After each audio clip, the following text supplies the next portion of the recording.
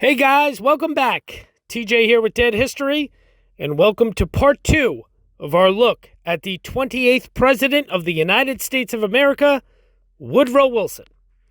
This is obviously the next installment of our presidential series here at Dead History, taking a look at Woodrow Wilson. And I am flying solo for the second part of this audio here today. Henry's not with me. And we're going to basically go over what we normally do in part 2. We're going to go over the presidency, the legacy of that president, of course, the death, where they died, funeral, their gravesite, all that good stuff. Well, not so much good stuff regarding the death, but, all that stuff that we always go over here at Dead History, especially, the place of death and the gravesite and such.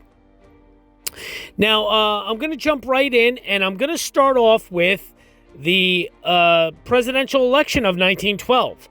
As we know, Woodrow Wilson won the election, and he won in a very, very big way. I mean, this was like a landslide, big-time win. Let's just put it to you this way. Woodrow Wilson had 435 electoral votes, and the next closest person was Teddy Roosevelt with 88. And then William Taft with 8. So, yeah.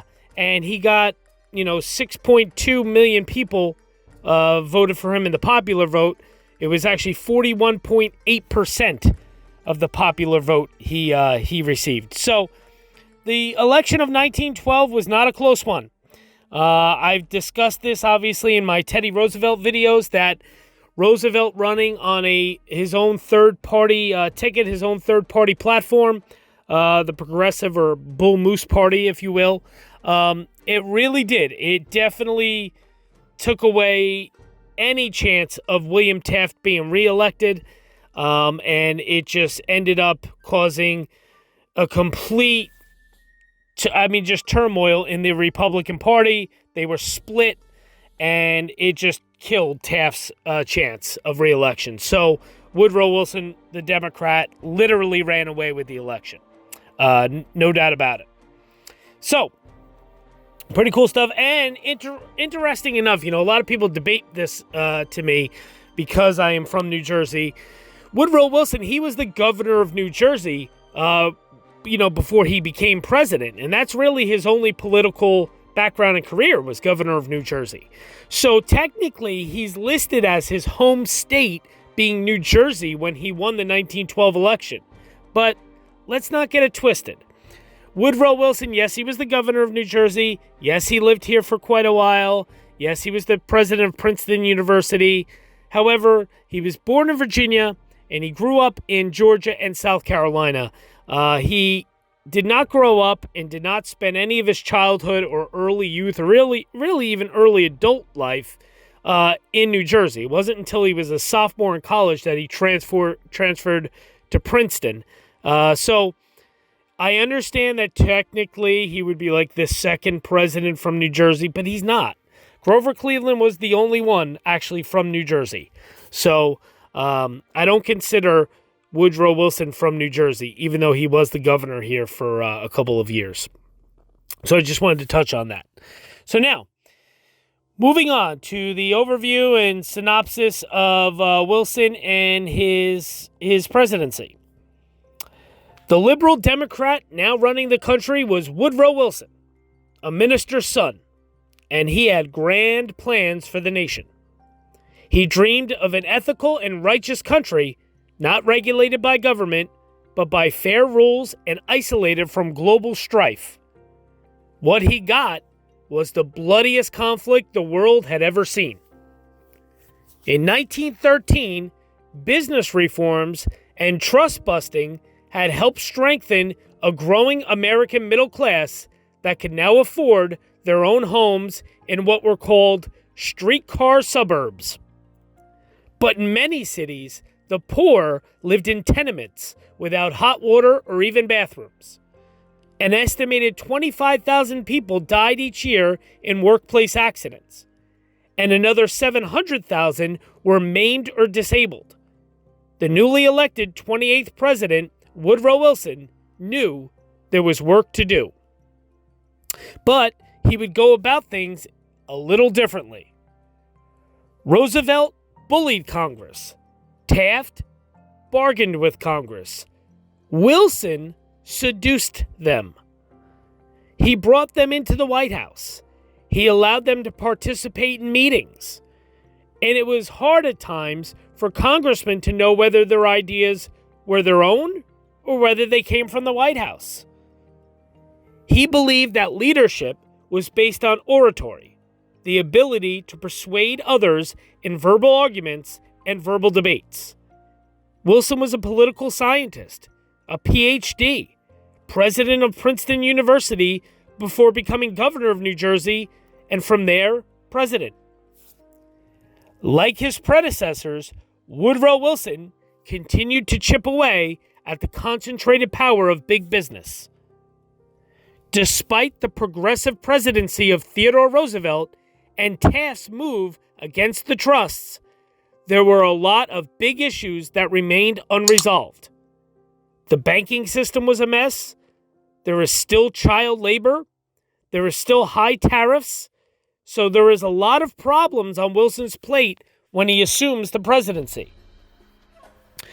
The president set his goals before Congress in person, something that had been done only by the first two presidents of the United States. Woodrow Wilson was the one who resurrected the George Washington, John Adams model of delivering the State of the Union address in person to Congress. Because Wilson believed that once people heard him speak, they couldn't resist. And he was very successful. The story goes that after he left the Congress, after giving his first speech, which was a great success, driving back to the White House, he laughed and said to his wife, "This is one thing that Theodore Roosevelt would be furious that he didn't think of to do himself." Wilson's bold decision to bring his agenda directly to Congress worked. In 2 years, he achieved more reform legislation than the last two presidents had in 11. Woodrow Wilson's first term is a masterpiece of legislative leadership. Wilson secured the Federal Trade Commission, tariff reform, and all sorts of progressive legislation. A whirlwind unmatched before the New Deal. By the time Wilson took over in 1913, the federal government had 8 cabinet departments and had ballooned to over 600,000 employees, including military and civilian workers. When George Washington was president, there had been just 50 civilian employees and 4 cabinet departments. Wilson believed in using this expansive government power to lead Americans into a new era of economic freedom. So, Wilson was pretty bold, that's for sure. Wilson felt America was too tied down by special interest groups, and he wanted to free America up for competition once again. He wants a banking system that's fair, a banking system where men on the make can go and get the money they need to make more money.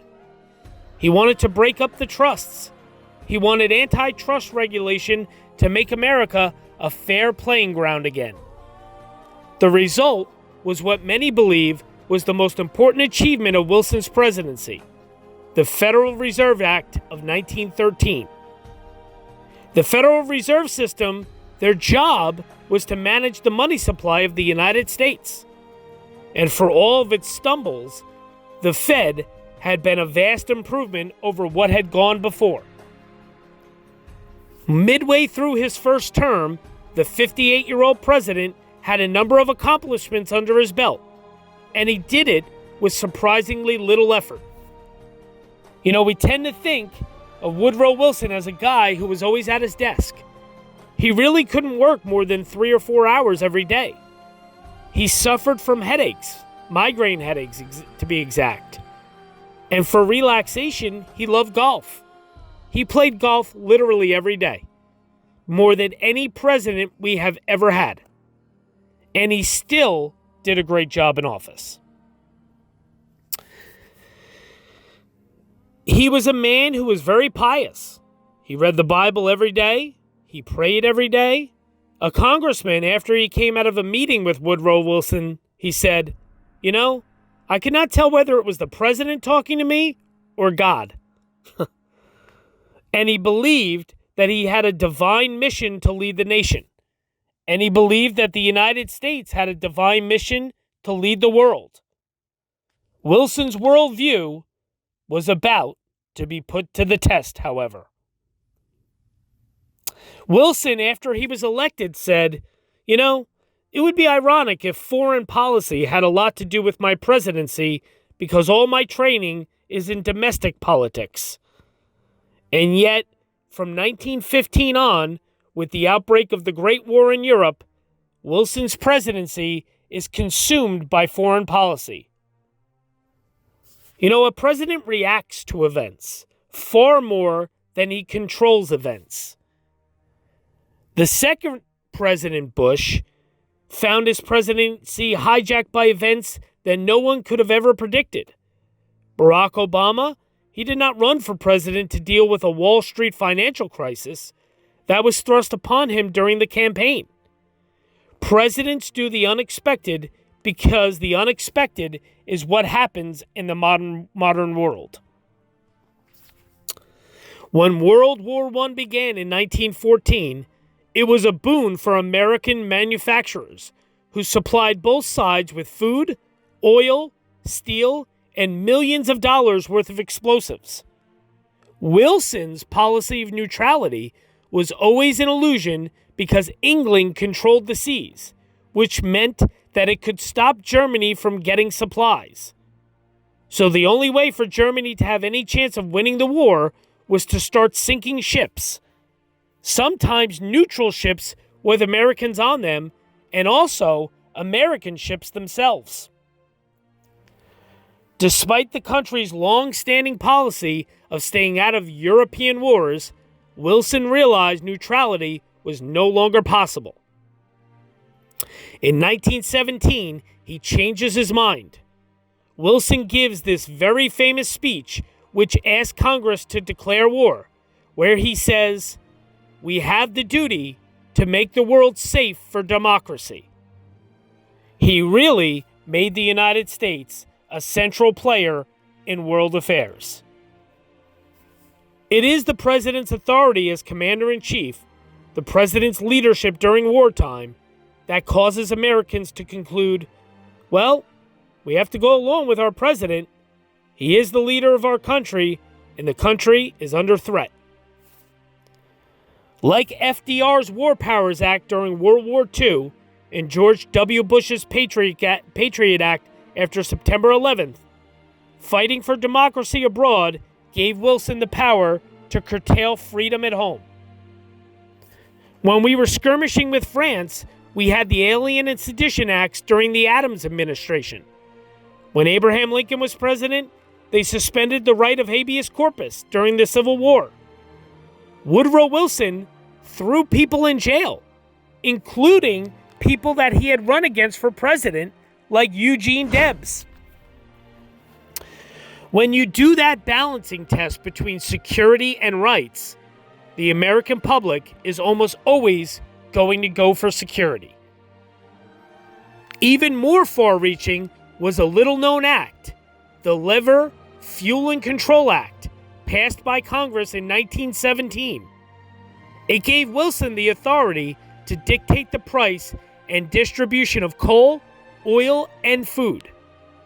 And in January of 1918, all factories east of the Mississippi were ordered to close down for 4 days to conserve coal. Though railroads that Teddy Roosevelt had battled to set free from monopolies now fell under government control. This was one of the most sweeping grants of presidential authority in history. Essentially, Woodrow Wilson has complete control of the economy, and after the war ended, the emergency was over and Congress repealed the act in 1921. As Europe was tearing itself apart, Wilson wasn't just building up his authority at home, he was preparing an idea that would redefine peace, prosperity, and cooperation for the entire world. In 1917, Washington, D.C. was in the midst of a makeover. Thousands of buildings had been built since 1900, trees were being planted on the National Mall, and the Lincoln Memorial was under construction. But beneath the capital city's facelift, there was an undercurrent of anxiety. The country had declared war on Germany. Many in Europe liked the idea that the United States was coming in and would break the deadlock. They saw the United States as something of an honest broker, not like the self-interested countries in Europe already. We had not been attacked directly, but Wilson decided we have no recourse but to get involved in this great contest, partly because he sees that there might be the opportunity to create a new international order. 2.8 million men would be drafted, and the top income tax rate was raised to 77% to help cover $12 billion in defense spending.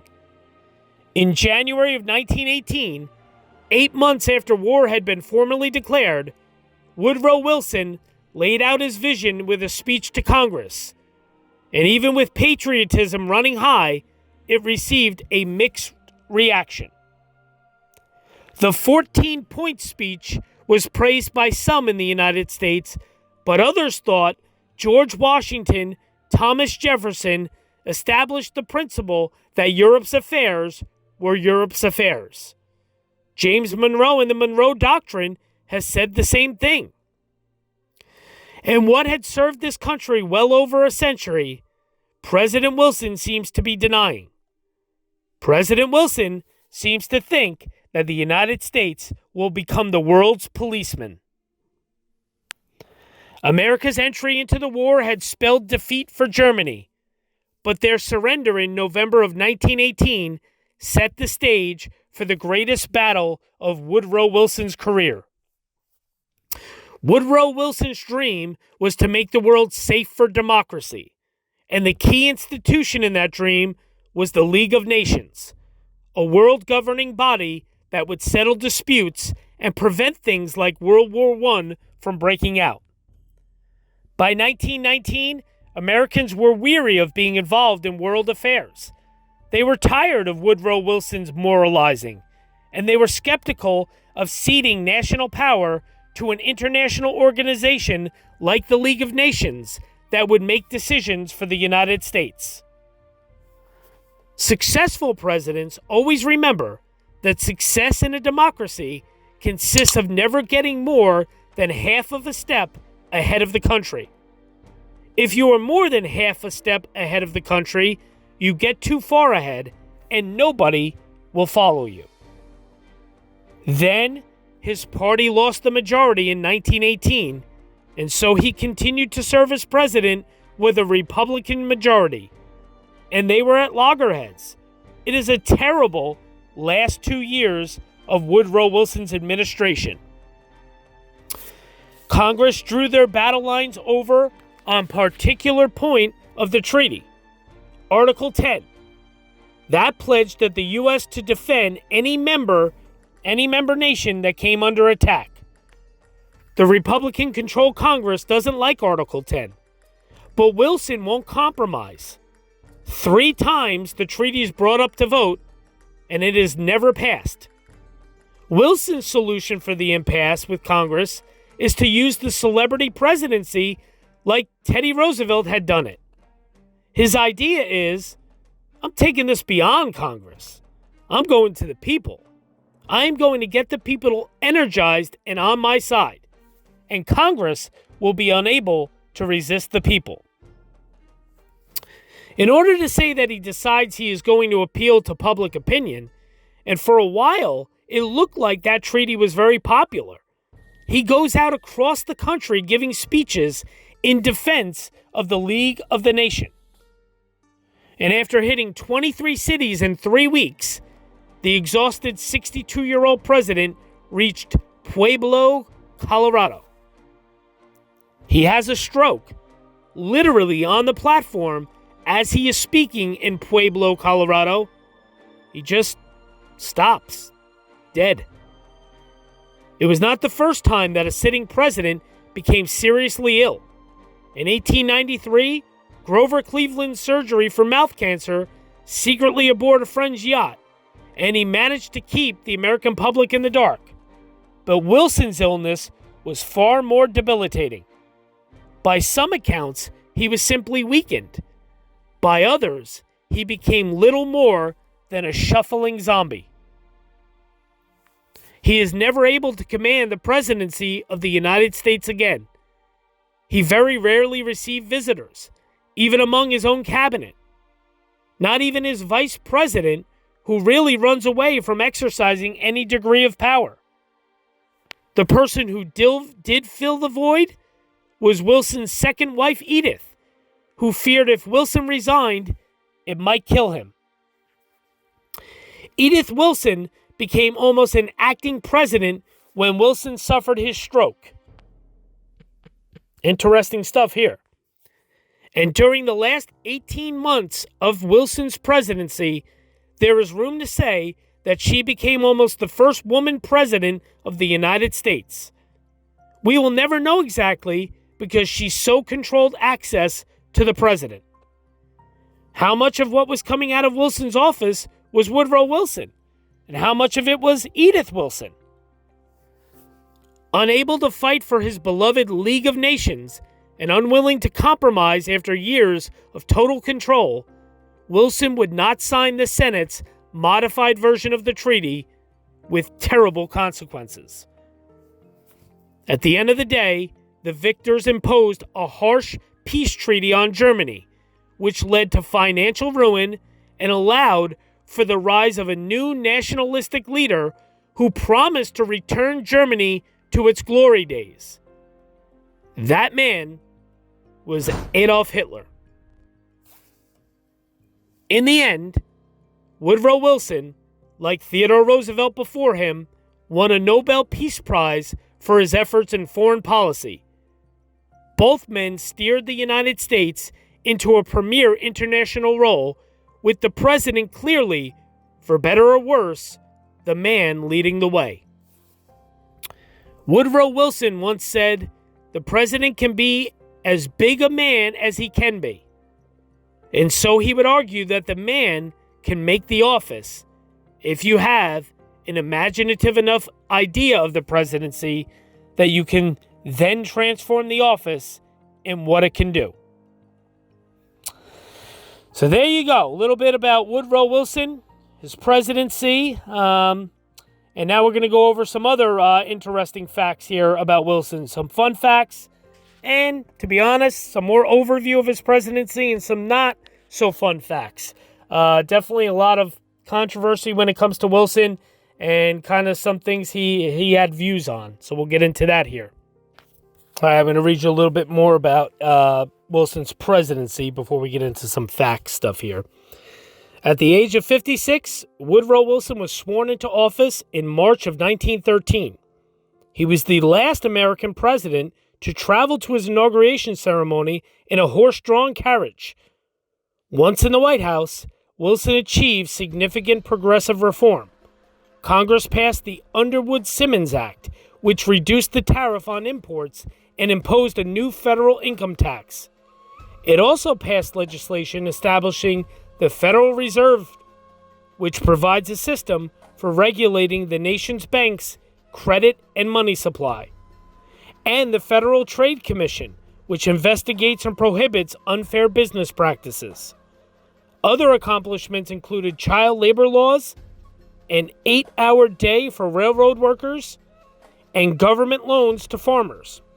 Additionally, Wilson nominated the first Jewish person to the U.S. Supreme Court, Louis Brandeis, who was confirmed by the Senate in 1916.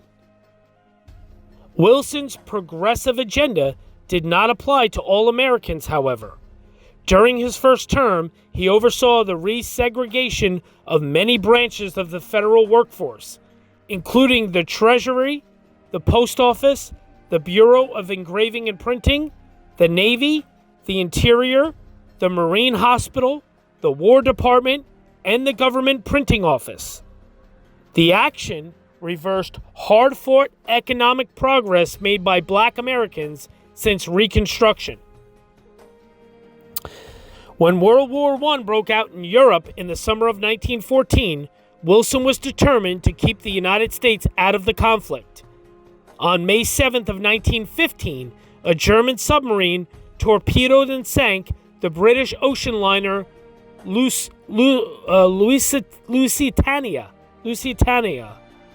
killing more than 1,100 people, including 128 Americans. Wilson continued to maintain U.S. neutrality, but warned Germany that any further sinkings would be viewed by America as deliberately unfriendly. In 1916, Wilson and Vice President Marshall were re-nominated by the Democrats. The Republicans chose Supreme Court Justice Charles Evan Hughes as their presidential candidate and Charles Fairbanks, the U.S. Vice President under Theodore Roosevelt, as his running mate. Wilson, who campaigned on the slogan, "He kept us out of war," won with a narrow electoral margin of 277 to 254 and a little more than 49% of the popular vote. So there you go. In his re-election, the election of 1916, he won by a very narrow margin. Ran on that slogan, "He kept us out of war," and he only a little more than 49% of the popular vote is what he won by. And that slogan did not hold up to be true. So now his second administration. Woodrow Wilson's second term in office was dominated by World War I.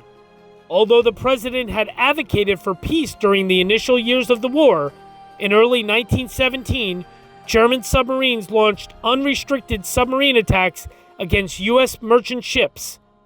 Around the same time, the United States learned about the Zimmermann telegram, in which Germany tried to persuade Mexico to enter into an allegiance against America. On April 2nd of 1917, Wilson asked Congress to declare war on Germany, stating, "The world must be made safe for democracy."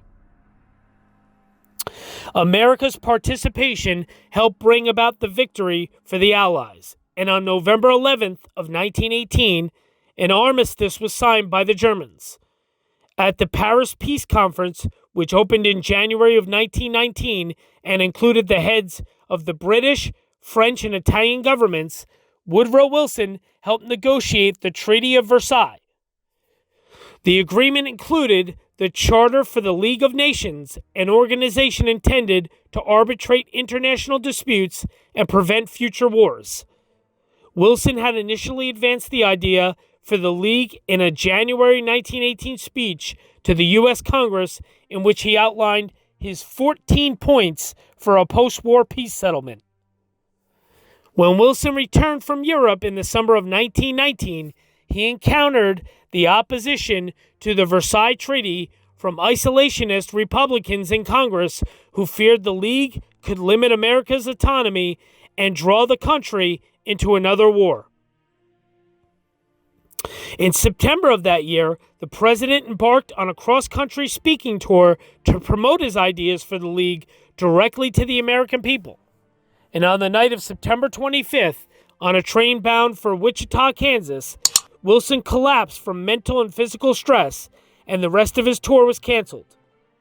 On October 2nd, he suffered a stroke that left him partially paralyzed. Wilson's condition was kept largely hidden from the public, and his wife worked behind the scenes to fulfill a number of his administrative duties. The Senate voted on the Treaty of Versailles first in November of 1919 and again in March of 1920. Both times it failed to gain the two-thirds vote required for ratification. The treaty's defeat was partly blamed on Wilson's refusal to compromise with the Republicans. The League of Nations held its first meeting in January of 1920. The United States never joined the organization. However, in December 1920, Wilson received the 1919 Nobel Peace Prize for his efforts to include the Covenant of the League of Nations in the Treaty of Versailles. Let me see here. Woodrow Wilson's second administration, domestic issues. His second administration saw the passage of two significant constitutional amendments. The era of Prohibition was ushered in on January 17th of 1920 when the 18th Amendment, banning the manufacture and sale and transportation of alcohol, went into effect following its ratification 1 year earlier. In 1919, Wilson vetoed the National Prohibition Act, or Volstead Act, designed to enforce the 18th Amendment. However, his veto was overridden by Congress.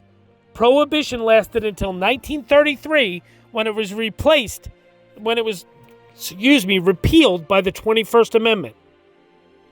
Also in 1920, American women gained the right to vote when the 19th Amendment became law that August.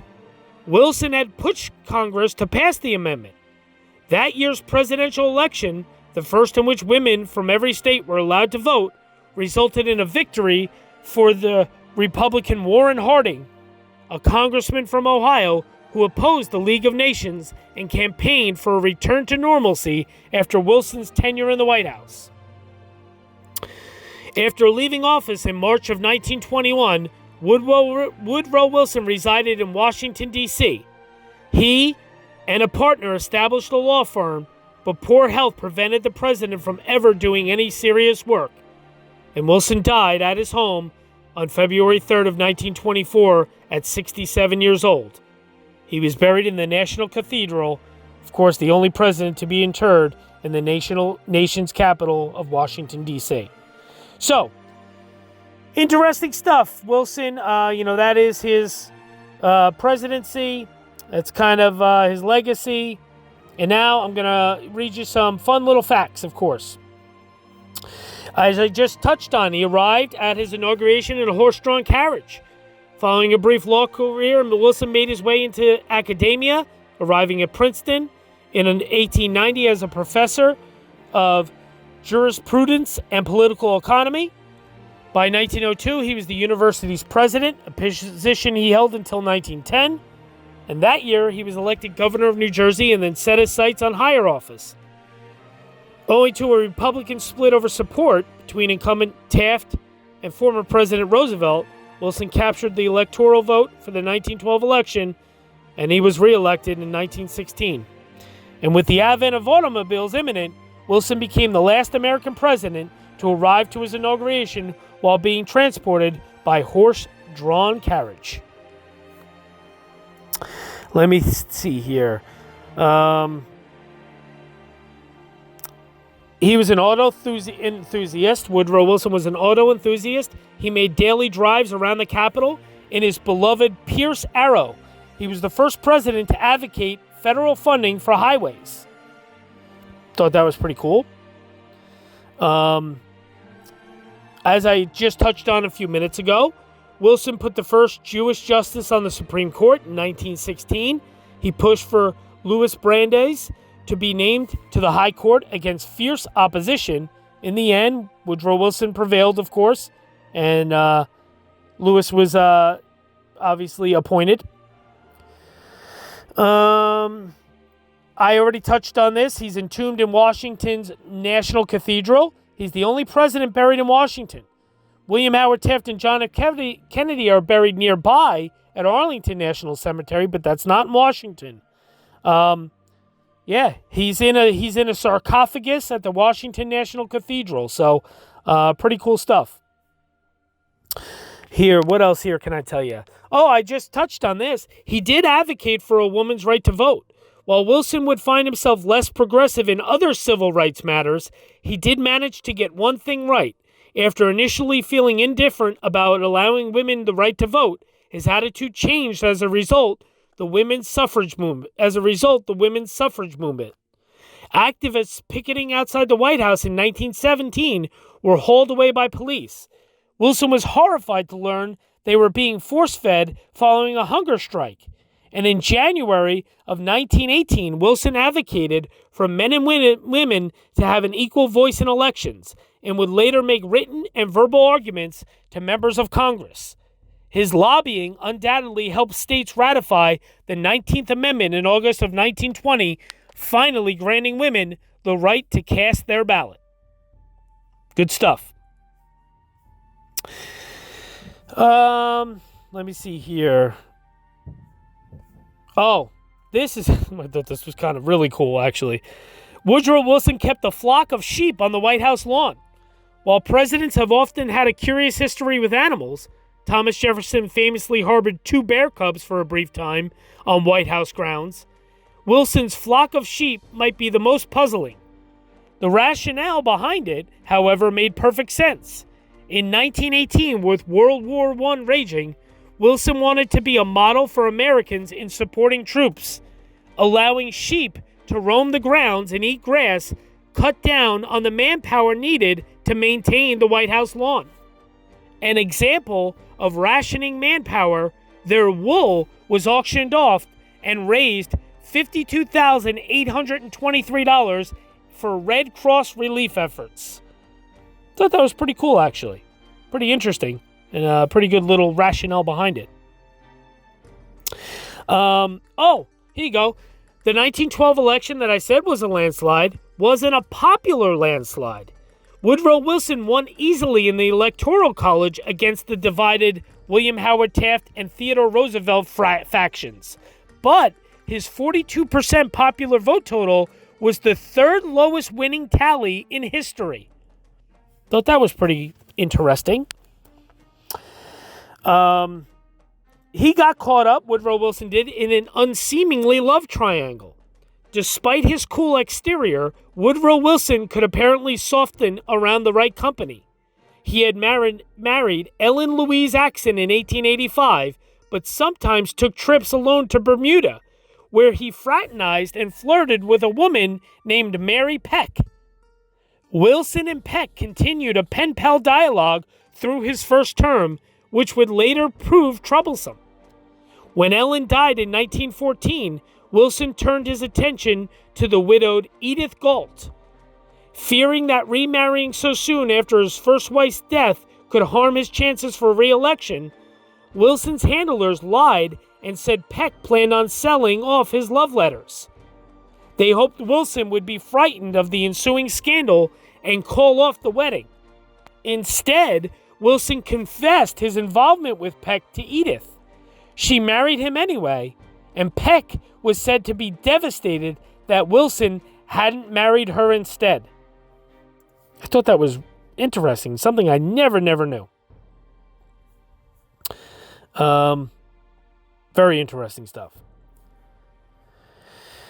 Of course, I said his wife helped run the country. Toward the end of his second term, Wilson was overworked, traveling too often, and plagued by various illnesses, including influenza. On October 2nd of 1919, he suffered a stroke, which impaired his mobility and left him partially paralyzed. Fearing the implications of having an infirm president, and with the Constitution unclear as to whether Vice President Thomas Marshall should assume his duties, the Wilson regime went on as usual. Owing to his diminished state, however, his wife Edith began to take on a much more prominent role in his affairs. She curated matters for him to address personally and helped him prioritize his duties through the end of his presidency in March of 1921. So there you go, Edith Wilson. She might have been actually like the first female president, technically. You know, Wilson's health problems led to constitutional change. The frail Woodrow Wilson had a history of health issues, but stress related to promoting the League of Nations led to a series of strokes in 1919, and the partially incapacitated Wilson remained in office until 1921, and eventually the 25th Amendment, ratified in 1967, allowed for constitutional measures to deal with temporary or permanent incapacity of the president in office. This is pretty interesting. He ushered in the White House screening room. He screened the first film of the White House, D.W. Griffith's Birth of a Nation. which he described as like writing history with lightning. Wilson, who segregated the federal government, approved of the film's pro-Ku Klux Klan storyline. Yeah. His poor taste in film aside, as we just said, he famously screened The Birth of a Nation in 1915. Wilson was the first president to routinely screen movies in the White House. Actor Douglas Fairbanks gifted him with a projector in 1918, allowing Wilson to enjoy movies with regularity. He sometimes watched up to 5 hours a day. While cruising the Atlantic following the Allied victory in World War I, Wilson set up the projector so troops could enjoy Charlie Chaplin films. But, the choice of movie leads us to this. Wilson was against integration. During Wilson's term, many government departments began to segregate employees. Wilson allowed his cabinet to maintain white-only bathrooms and once threw civil rights activist William Monroe Trotter out of the White House for growing too confrontational over their conflicting views.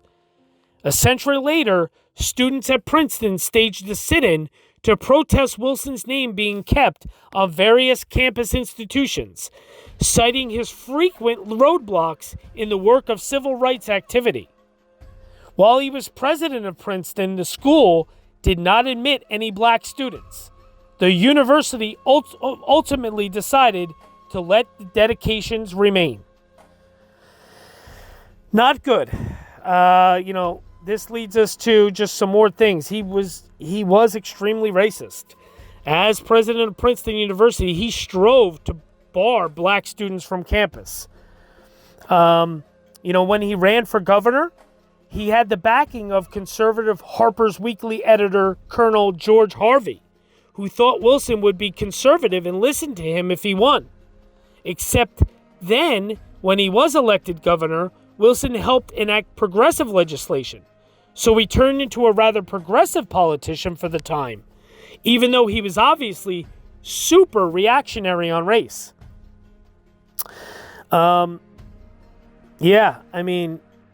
Just not good. He was a pretty racist guy. I really hate to say that because it sounds, like I'm just being overly critical or something like that, but he truly was. He was very, very racist, and it's kind of proven that he was very racist against segregation. Just not good stuff at all. As I had touched on, he established the Federal Reserve, and then, of course, you got him running for the re-election in 1916 on the slogan that he kept us out of war. Of course, I already touched on that. Then comes the American entry into war. His domestic policies were called New Freedom policies. So this is interesting. I want to read this real quick before we get into his death. Also important and relevant was Woodrow Wilson was president during the 1918 flu pandemic and ignored it. He was more concerned about diverting attention from the war effort. And, I'm going to read this. And another thing I said, because of his illness when he had the stroke, he couldn't negotiate to convince Congress to let the U.S. join the League of Nations. Obviously, that was part of his 14-point speech and plan. Just didn't come to fruition. But about the flu pandemic, this is from Time magazine. I'm actually reading this from Time. Take a listen here. The 1918 flu pandemic killed hundreds of thousands of Americans, and the White House never said a word about it. As the coronavirus outbreak continues to spread across the United States, recent polls indicate dissatisfaction about the federal response to the pandemic. This was about a little over a year ago, so just keep in mind this article was last summer. One August 4th poll found that 2/3 of Americans believe the U.S. pandemic response is worse than that of other countries. Inherent in that response is what can often seem like a lack of coordination.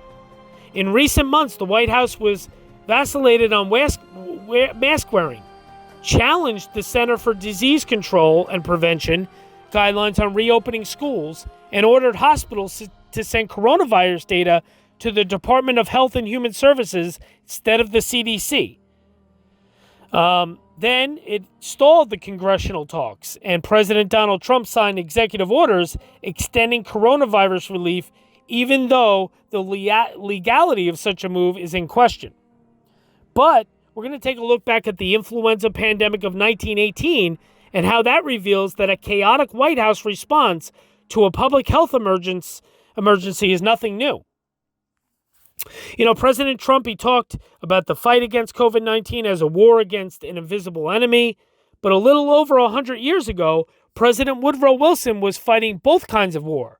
The Great War in Europe was in its final stages as the flu pandemic swept the globe, including the United States.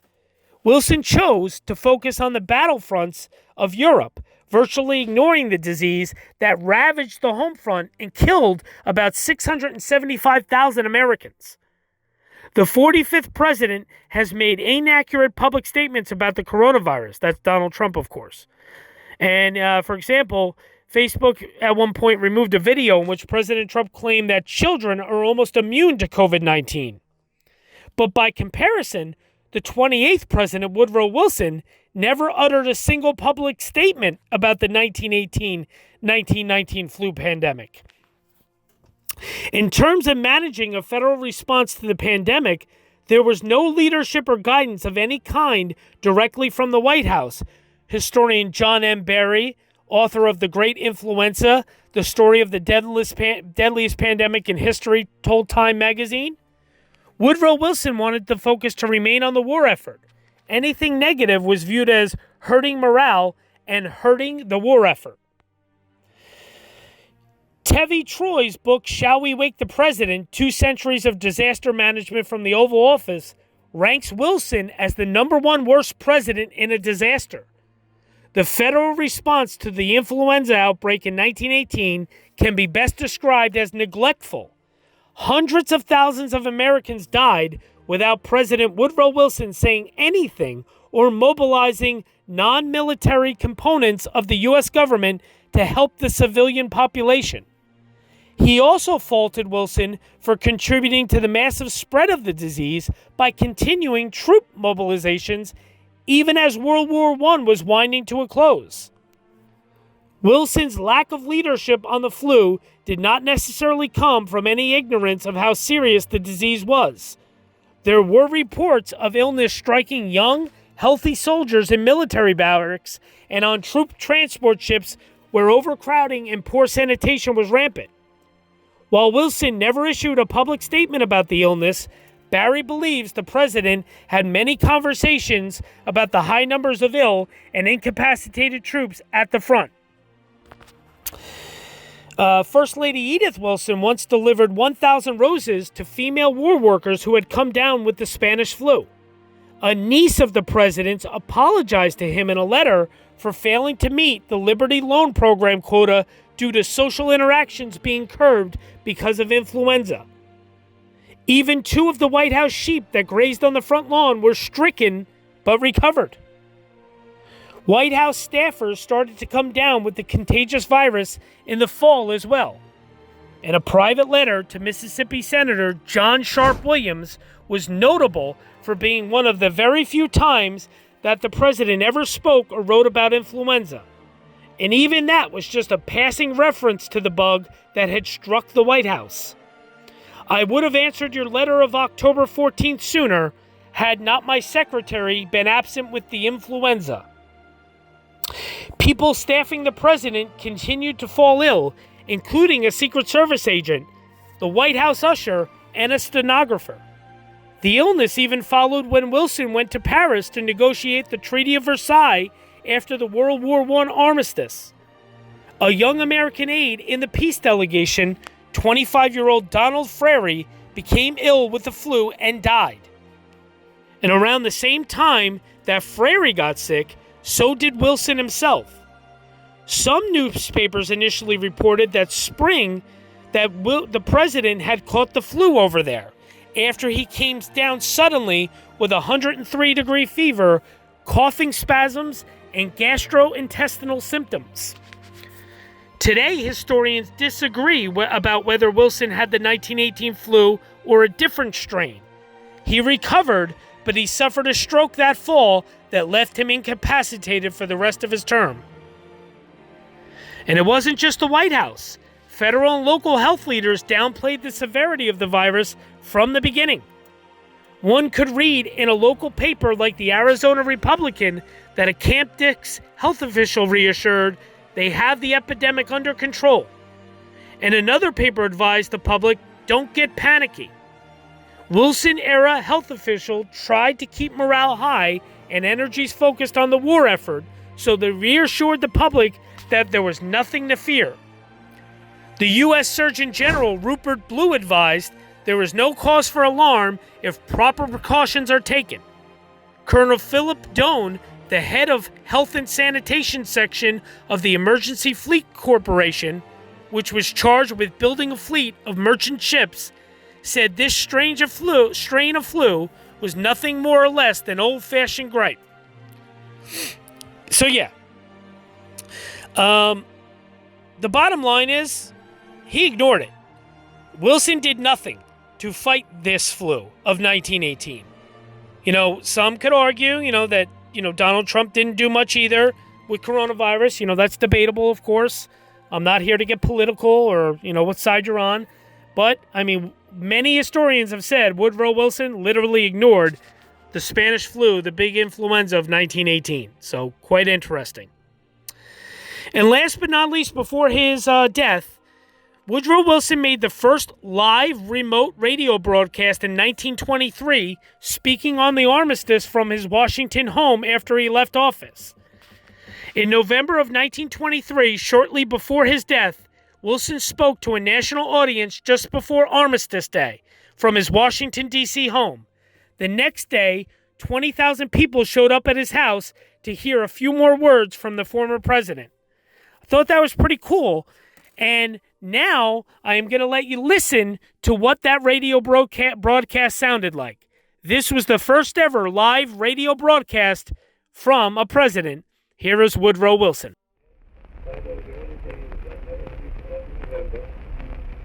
Lifted the nations of the world to the high levels of vision and achievement upon which the great war for democracy and right was fought and won. Although the stimulating memories of that happy time of triumph are forever marred and embittered for us by the shameful fact that when victory was won, be it remembered, chiefly by the indomitable spirit and ungrudging sacrifices of our own incomparable soldiers, we turned our backs upon our associates, refused to bear any responsible part in the administration of peace or the firm and permanent establishment of the results of the war, one that so terrible a cost of life and treasure, and withdrew into a sullen and selfish isolation, which is deeply ignoble, so is manifestly cowardly and dishonorable. This must always be a source of deep mortification to us, and we should inevitably be forced by the moral obligations of freedom and honor to retrieve that fatal error and assume once more the role of courage, self-respect, and helpfulness, which every true American must wish to believe be the true part, our true part in the affairs of the world. That we should thus have done a great wrong to civilization at one of the most critical turning points of the history of mankind is the more to be deplored because every anxious year that has followed has made the exceeding need for such services as we might have rendered more and more manifest and more pressing, as demoralizing circumstances which we might have controlled have gone from bad to worse, until now, as if to furnish a sort of sinister climax, France and Italy, between them, have made waste paper the Treaty of Versailles and the whole field of international relationships is in perilous confusion. The affairs of the world can be set straight only by the firmest and most determined exhibition of the will to lead and make the right prevail. Happily, the present situation of affairs in the world affords us an opportunity to retrieve the past and to render mankind the incomparable service of proving that there is at least one great and powerful nation which can put aside programs of self-interest and devote itself to practicing and establishing the highest ideals of disinterested service and the consistent maintenance of exalted standards of conscience and of right. The only way in which we can show our true appreciation of the significance of honesty today is by resolving to put self-interest away. Pretty cool stuff. Okay, so here we go. Woodrow Wilson's death and burial and gravesite. Of course, we are going to read directly from The President is Dead by Louis Bacon, the great book. As always, here we go. Throughout his life, Woodrow Wilson was prone to strokes. He suffered his first in 1896 at the age of 29, another in 1904, and a third in 1906 that left him blind in one eye. He also overcame several other health problems, including high blood pressure and stomach ailments, to become our 28th president. During his second term on October 2nd of 1919, Wilson suffered his most serious and debilitating stroke, which left him paralyzed on one side of his body and unable to speak clearly. Wilson went into seclusion and severely limited his interaction with outsiders. For the remainder of his presidency, the country was largely unaware of his frail condition. His wife, Edith Bowling Galt Wilson, served as a conduit between the public and her husband, relaying his presidential decisions.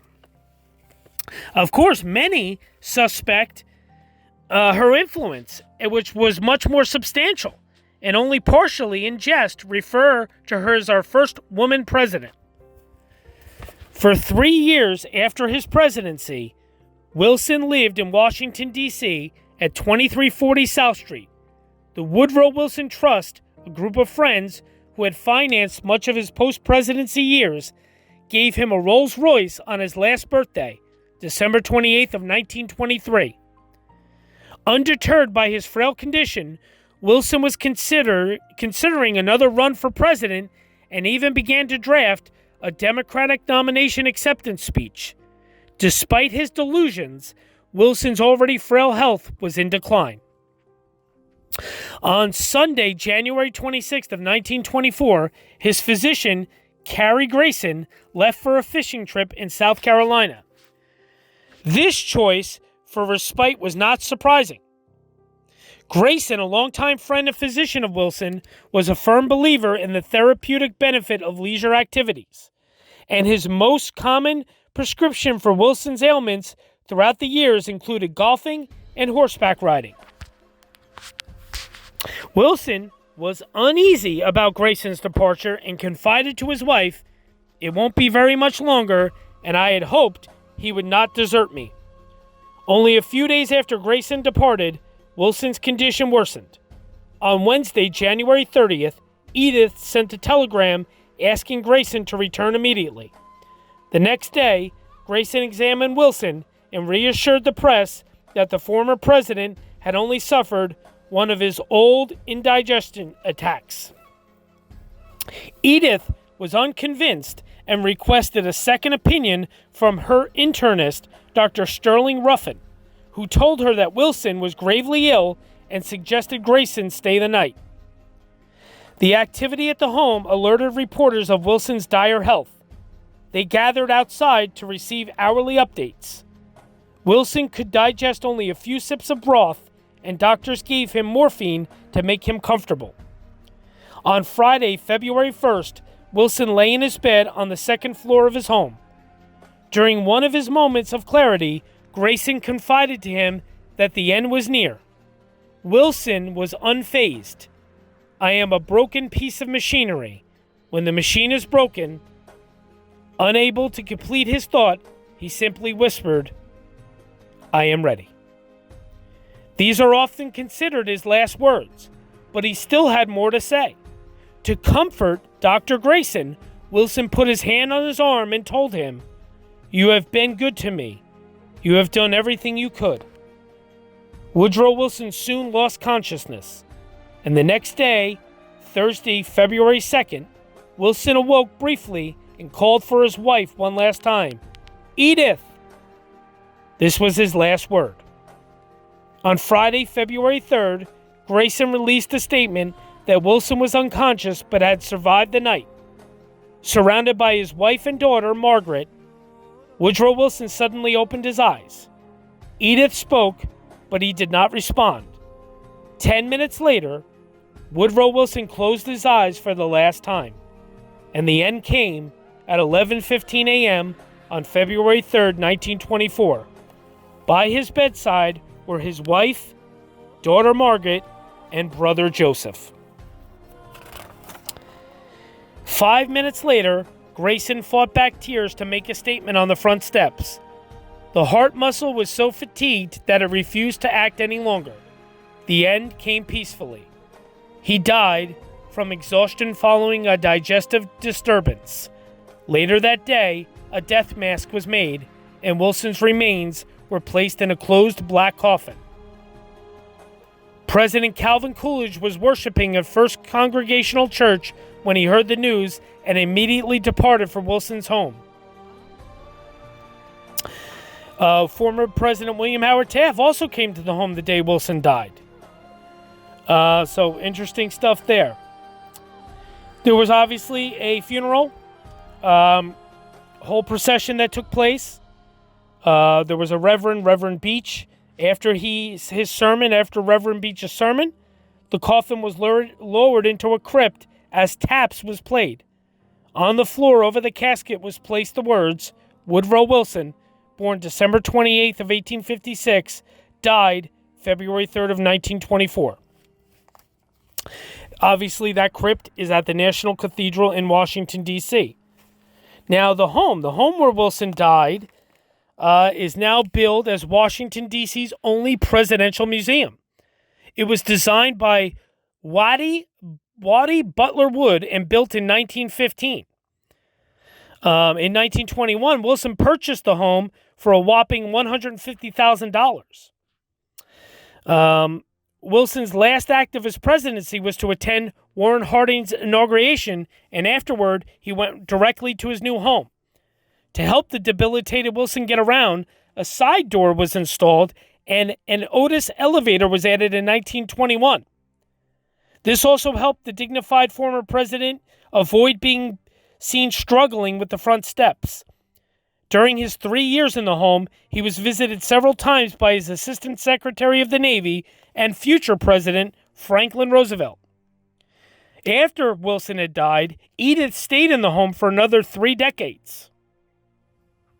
The home is located in the Embassy District at 2340 South Street Northwest in Washington, D.C. I've never been there, so the pictures you're seeing of the home on your screen, that is stock photos that I got off of Google. Now, as far as his final resting place, the tomb inside the National Cathedral in Washington, D.C. I've been to the National Cathedral many times.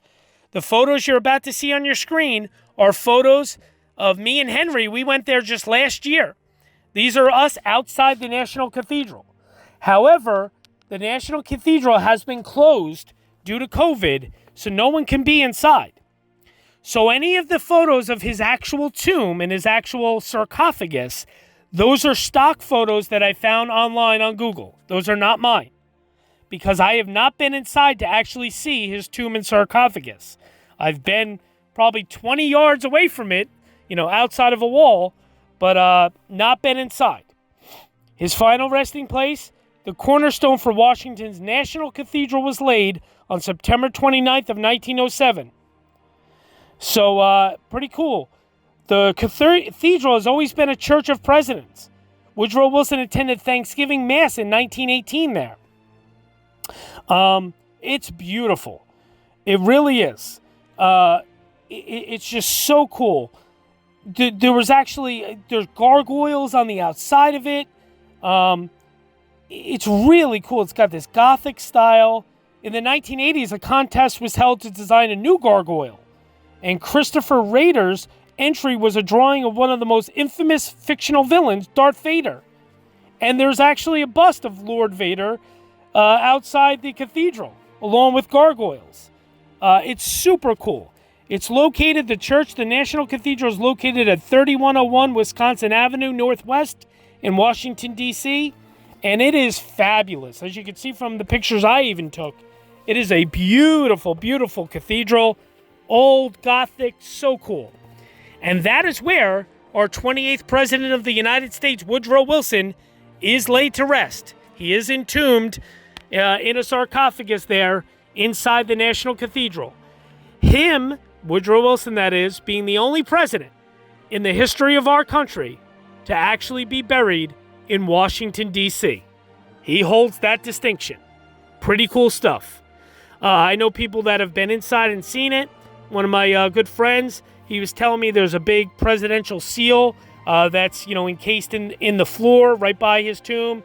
It's called the, I think it's the Wilson Hall, maybe, is it? I forgot the exact name. I know there's a name they have for it. Hold on, let me see here. Hold on. Ah, there it is. The Wilson Bay. It's called the Wilson Bay. The little section where he's entombed in the sarcophagus is. It's called the Wilson Bay. But anyway, my friend said it's really nice. Beautiful stained glass windows right there behind it. The presidential seal's encased right in the floor in the Wilson Bay. So really cool. And you can actually see it from like the main, area of the cathedral. So pretty cool stuff. But there you go. That's where the 28th President of the United States, Woodrow Wilson, is laid to rest. And this was a look at the life, legacy, presidency, and death and burial site of Woodrow Wilson. I hope you guys enjoyed this look. I hope you guys enjoyed this next presidential series installment. And, of course, stay tuned for next week as we're going to take a look at our 29th president, who is Warren Harding. So that'll be pretty interesting to take a look there. And then we'll continue on, of course. So thanks for joining. Thanks for all the support. Really appreciate it. The comments, questions, keep them coming. Again, thank you guys so much. We really love it, and we love doing this. Thanks, and we will see you next week. Thanks, guys. Bye-bye now.